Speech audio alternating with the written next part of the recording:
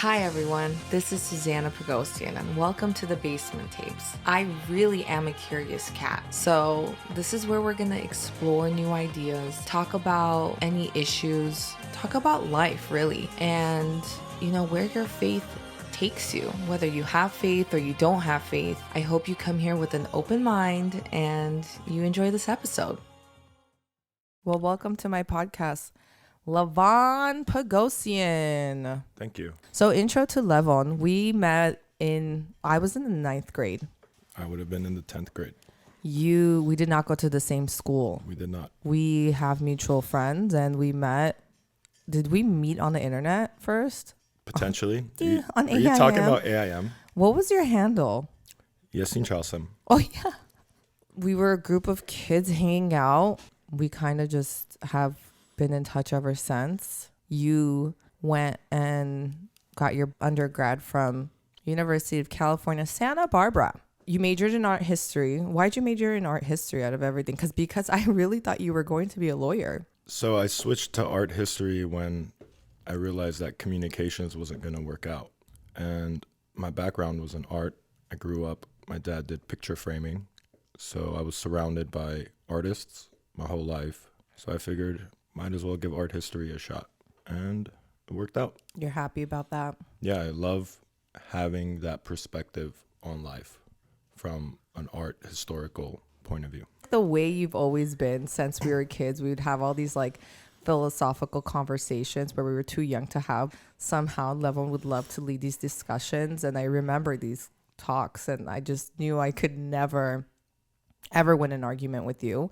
And that's why I thought you were going to go to law school. And if you did, and it's never too late, but if you ended up going to law school, you would be an amazing attorney. Yeah, I mean, anyone can pretty much do anything they want at any time if you commit yourself to it.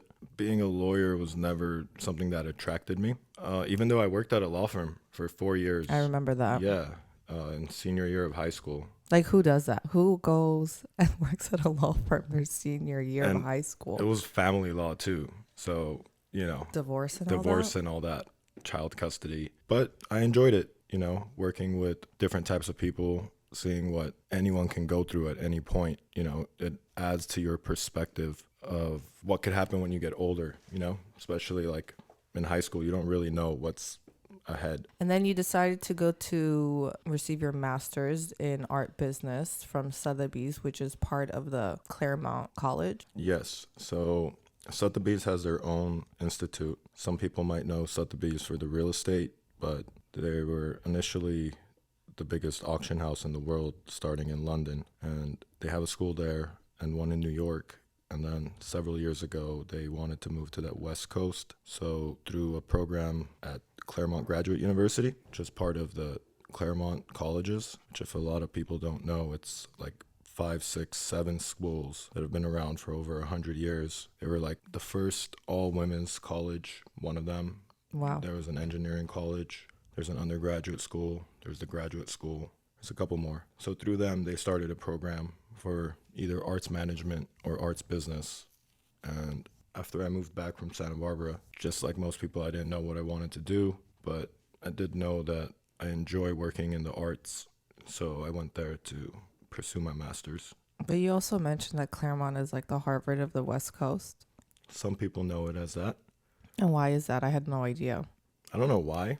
Is it because it's been around for 100 years? It has been around for a long time. And I'm pretty sure there aren't any Ivy League schools on the West Coast. Maybe Stanford is considered an Ivy League school. I think that was the one. Yeah, that's the one that I had in mind. So I guess Claremont's probably the closest one to that. That's so cool. Maybe like the setup, the network, the campus is beautiful. It's just, Claremont is like the westmost city in the county of Los Angeles.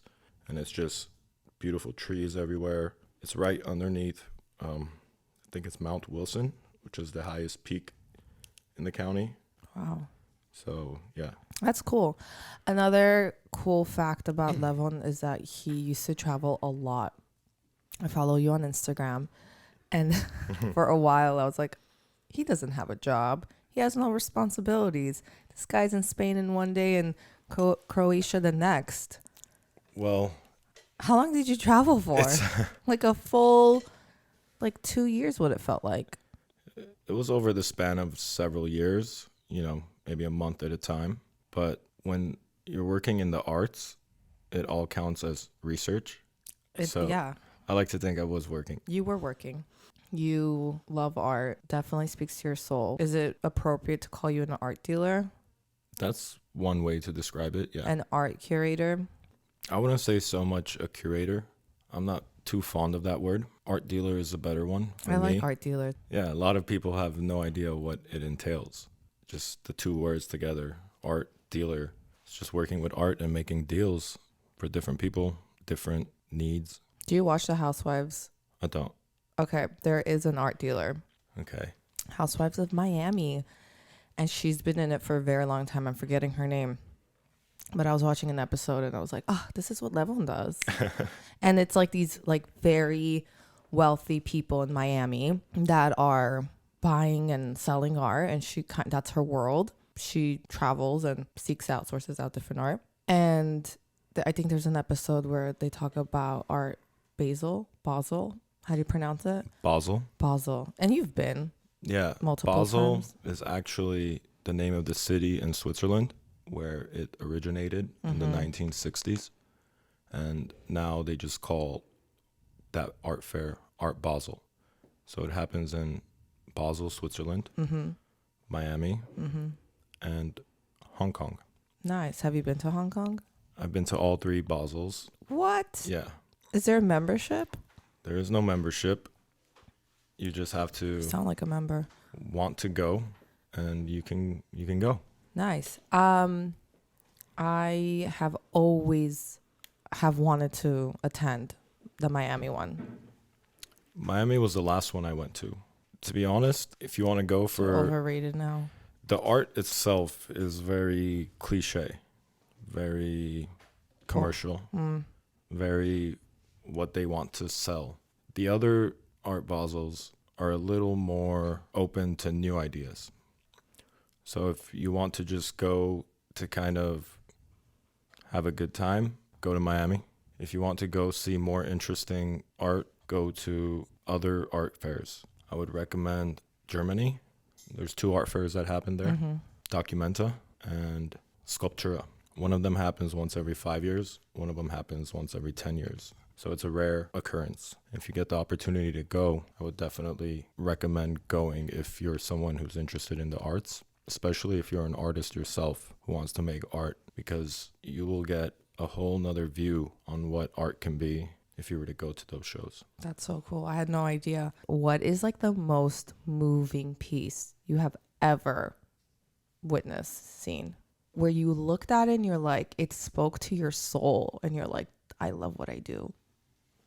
Is there one that stands out? The closest thing to that moving feeling you're talking about would be an Alexander Calder sculpture. So he made all these, he would call them mobiles. So they're just these pieces that move with the wind. Or it's very interesting because you could walk by it and you walking by it will make it move. Where is this? This one was in Japan, but they have them in more places around in the world. I know LACMA has one in one of the gardens, but they are doing a big renovation at LACMA, so I'm not sure if it's still accessible. I feel like LACMA's always doing a renovation. Well, this one is the renovation of all renovations. It's like a several billion-dollar project where they're going to build a building that crosses over Wilshire Boulevard, across the street. That's so cool. Look out for that once it's open. Is this taxpayers' money? Most likely. It's great. county museum. I'll say this about LACMA. In 2008, when the financial crisis happened, the county museum bought a $10 million rock. So, yeah, they brought in a new CEO. I can't. And How much? About 10 million. Wait, where's this rock? Yeah, it's on the back side of the campus. If you haven't seen this rock, go see it. It's a beautiful walk. You can go under the rock. It's a huge rock. And there's a story behind that. So the artist, I don't remember his name. You can look him up. Just type in Big Rock LACMA. Wow. He was driving by like a quarry. That's where they like break down rocks to turn them into gravel or whatnot. And he saw this rock, and it was lined up to be broken down. So he called the CEO of LACMA and was like, I can't. I found the perfect rock. But It's like saving a dog or a horse Yeah. about to get slaughtered. Yeah. Hey, this rock is about to be ruined. Let's save it for Yeah. $10 million. Yeah. And the CEO was like, I'll meet you there. Let's take a look at it. They go out there, make a deal. I guess they buy the rock. They have to make a custom truck to move the rock here. It was like this big experience. There were people camped out in front of the museum waiting for the arrival of this rock. Were you there? I wasn't there. I was a little just getting into art at the time, even though I was around it as a kid, but I wasn't as interested in it as I am now. So the rock arrives to great fanfare. Everyone's like super excited for this rock. The rock is here. The rock is here. Yeah. Not the rock, but a rock. Yeah, you would think. They install the rock, and then the museum attendance numbers are just off the charts.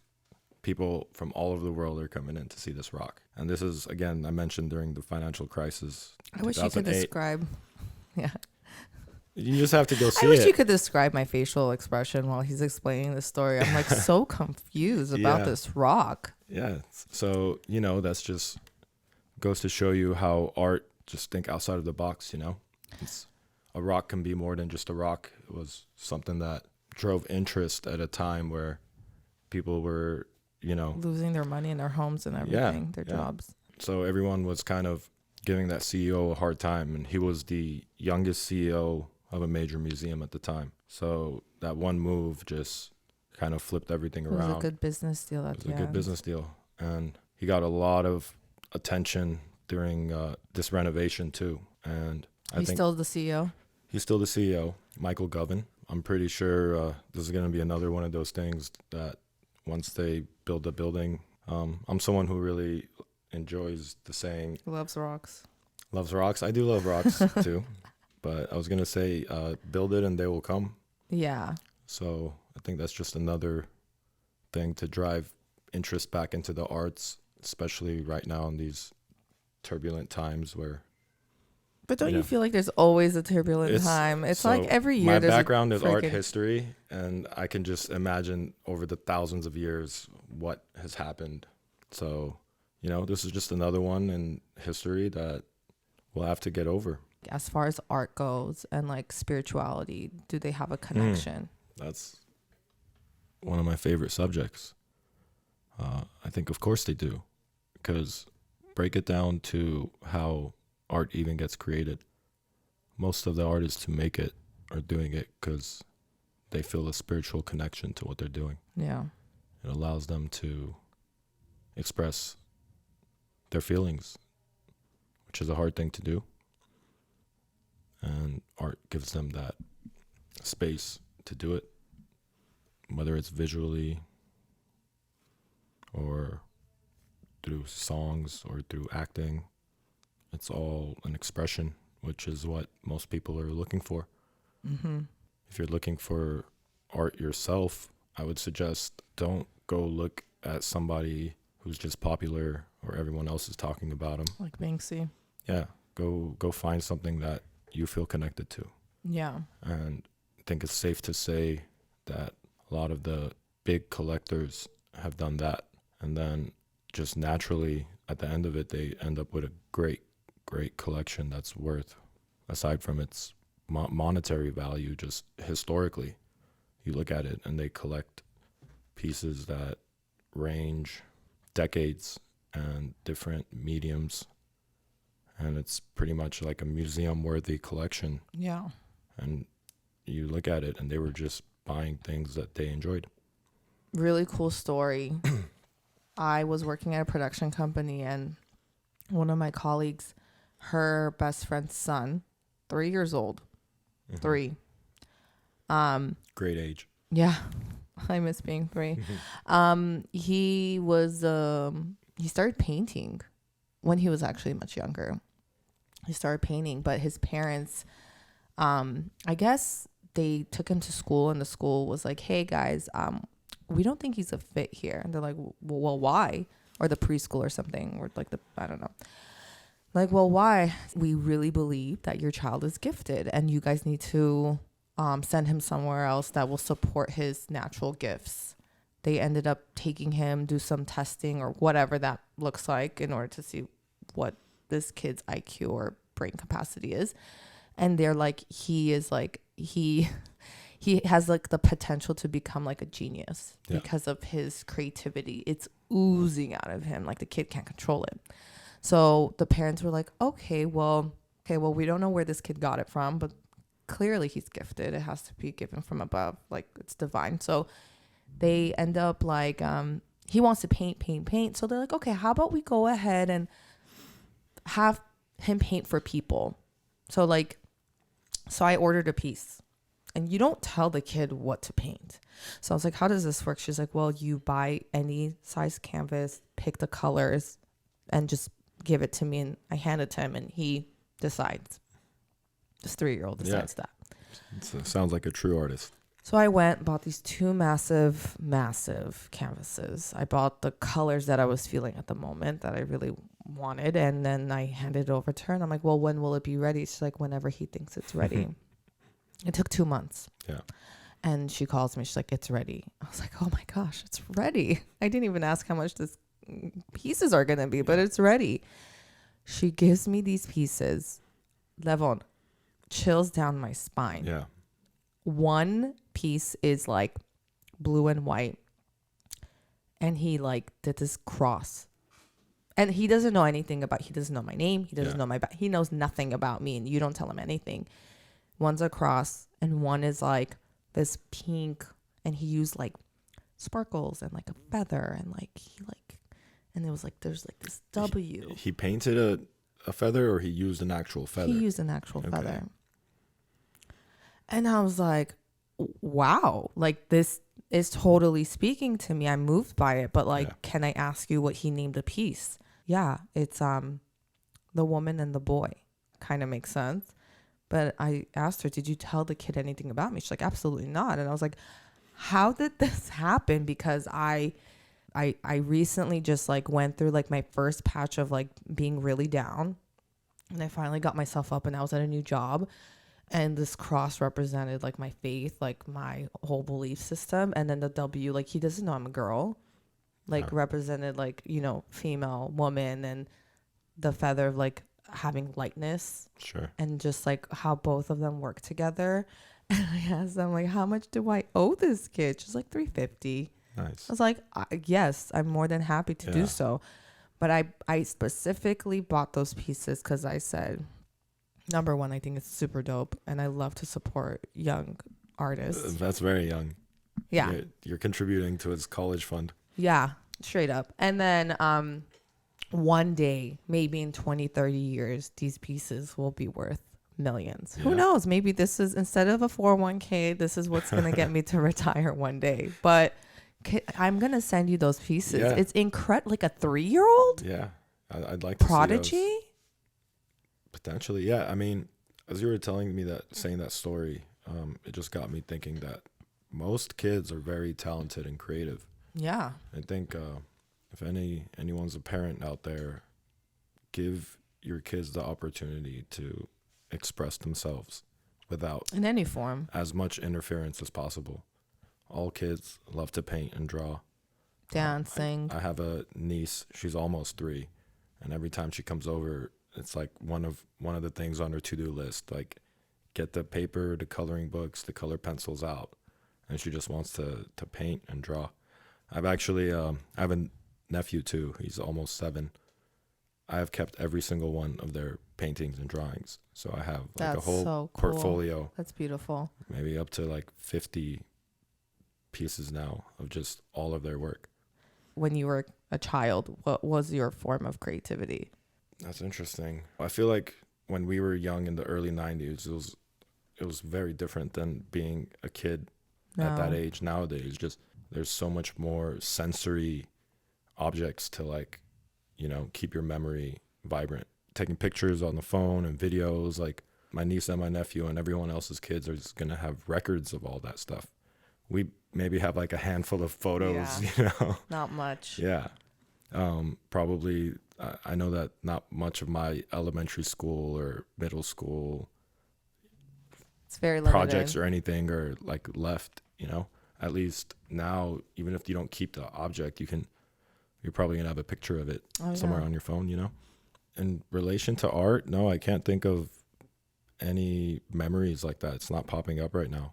Maybe more just like my imagination of having a notebook and like making up a team, like basketball, for example. Okay. Just being in the backyard, like making up my own team, like this guy is this position, just making up names. Yeah, that was your creativity. Yeah. My youngest memory of creativity, I'll never forget this. I decided to throw a party. At 7. Yeah, my mom left and I was like, oh, I'm going to call all the kids over right now. My neighbors, all the kids on the block. And I played Cher because that was one of the albums that I had. I had music in the background. I pulled out all my toys. I had like an arts and crafts center. I put out the cookies and I just was like a curator of like a good time. And I remember my mom walking in and she's like, what is going on here? And she was very supportive. And I was like, Mom, we're having a great time. Don't ruin the party. And she just let us hang out, do our thing. And then we had like a dance contest and I love to dance. And it was just so fun. But I think that was like my first way of like creating an environment. I mean, let's just focus on your story for a second because what you said, like, look at the creative imagination of a child if it's left uninterfered by an adult who thinks they know better. Yeah. I think we have a lot to learn from children. They can show us a lot, like kids before they're indoctrinated in school and through their parents and their family members. They don't really see race. They don't, they don't judge people based off the way they look or what they're wearing. They accept how everyone they talk. for who they are. Yeah, they just want to make friends and play and have a good time, dance, like you said. And yeah, I think there's a lot to learn from them. And your example is like top notch. I just couldn't believe I pulled it off. I remember being very nervous about it, but I'm like, whatever. If I get in trouble, who cares? But I did it. And then all of a sudden, I just was like obsessed. Yeah, sometimes that's what it takes to understand that there's risks, but to go for it anyway. You brought all those artists together for an Armenian like nonprofit, like what a month or 2 months ago. Yeah. And they were so just happy to be there. Yeah. I was happy to see the artwork. I mean, it wasn't like this big outcome, but it was worth the while. Yeah, I know. It made a difference. And all that money is being donated to assist those who are in need. That within itself is massive. Yeah. Thank you for that, by the way. Of course. A lot of those artists weren't even Armenian, but no, that wasn't. They don't have to be. Yeah, it's not the point. You kind of just tell them what the goal is, what the idea is, and it brings people together. Mm-hmm. It's what you were just talking about, that you ask God that for you to be, the medium in which brings people together. And I think if everyone tried to do that a little bit sometimes, then we could tackle a lot of the problems that we're facing nowadays. Makes the world go around. Yeah. I mean, I hope one day I'm at a point where I have like an influence to bring a lot of good to people. Yeah, I think... because some people have the power and they just don't do it. Yeah, a lot of the influence is for kind of marketing purposes or promoting some business. Yeah, for a second I thought I wanted to be an attorney, and the only reason was just to have power. But then I realized I don't have to be an attorney to get there. Exactly. Power comes from within. So exactly. That's where you need to look. Amen. I look forward to, can people follow you on Instagram or you don't care? I mean, you're like so not active. I'm so open to people following me or hold on. Not. Your Instagram handle is so funny. It's like Top Clutter. What is it? No, it's Top Floor No Clutter. What does that mean? If you're going to follow me, leave the clutter on the bottom floor. Oh, Top Floor No Clutter. I see. Yeah. Dope guy, man. Well, Thank you. please post where people could go see artwork. I think you Sure. should do that on your stories. Yeah, I can work on that, but I will suggest this again, like I mentioned earlier. I think go out and find the artwork that speaks to you. I could tell you where to go, but I can't tell you what to look at, you know? Yeah. So it's not hard nowadays. Just hop on your phone. There's hundreds of galleries in Los Angeles. Ask Google. Google's good. Google. He actually started an Instagram page for his art. So Google is Google to me. But yeah, you could ask Google or Google. He's a pretty good source to a lot of things. But yeah, again, when it comes to looking for art, don't rely on somebody else. Like, unless you're a billionaire and you don't have enough time and you need an art curator to do that for you. You can get a lot of enjoyment in the journey towards finding the art. What are your final words? Take a deep breath. Yeah, and try to enjoy the moment. Don't worry too much about all the bigger things that are happening. And if you don't have art on your walls, go get some. Find an artist. Even if it's from Home that relates to you. No, don't go to Home Goods. That's definitely, I cannot support that. Go find an artist who is a local creating something. They don't have to be local. They can be from anywhere. But that's creating something that they don't know about you, but it's something that they made just for you. Go find it. That's a really cool part of art.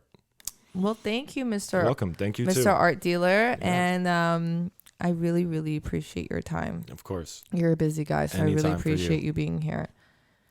You're like busier than Biden. It's not about being busy. It's about being productive. And I would say this is one of the better productions I've been a part of. Wow. Yeah. I'm so happy. Don't you love the setup? It's such a good setup. Well, thank you, Levon. I hope to, see you in the near future. Sounds good. Thank you.